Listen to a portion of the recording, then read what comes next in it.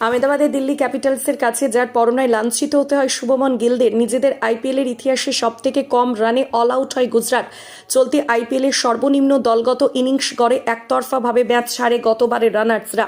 বুধবার নরেন্দ্র মোদী স্টেডিয়ামে টস জেতেন দিল্লির অধিনায়ক ঋষভ পন্থ। তিনি টস জিতে শুরু করার ব্যাট করার আমন্ত্রণ জানান হোম টিম গুজরাট টাইটান্সকে।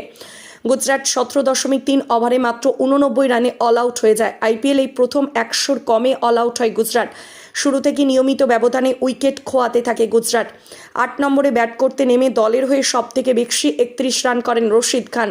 24 বলের ইনিংসে তিনি 2টি 4 ও 1টি ছক্কা মারেন। রশিদ রান না পেলে টাইটান্সকে আরও বড়সড় লজ্জার মুখে পড়তে হতো, তাতে কোনো সন্দেহ নেই। এছাড়া 2 অঙ্কে রান করেন কেবল সাই সুদর্শন ও রাহুল তেওয়াটিয়া। সুদর্শন 2টি বাউন্ডারির সাহায্যে 9 বলে 12 রান করেন। তাকে সরাসরি থ্রোয়ে রান আউট করেন সুমিত কুমার। একটি বাউন্ডারির সাহায্যে 15 বলে 10 রান করেন তেওয়াটিয়া।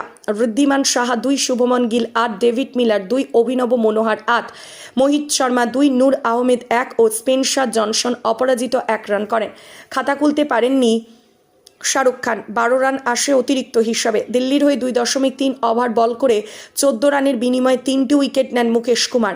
2 ওভারে 8 রান খরচ করে 2টি উইকেট নেন ইশান্ত শর্মা। 1 ওভারে 11 রান খরচ করে 2টি উইকেট সংগ্রহ করেন তৃস্তান স্টাবস। খলিল আহমেদ 4 ওভারে 1টি ম্যাডেন সহ 18 রানের বিনিময়ে 1টি উইকেট দখল করেন।